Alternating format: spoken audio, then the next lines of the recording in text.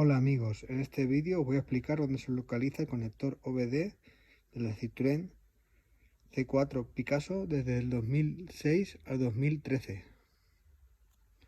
El conector se localiza dentro de esta tapa. Deberíamos de quitarla. Con el destornillador plano giramos media vuelta, estiramos a la presilla y ahí se encuentra el conector OBD para conectar la máquina de diagnosis. Una vez terminado, procedemos a encajarla, a girar la presilla media vuelta y ya está.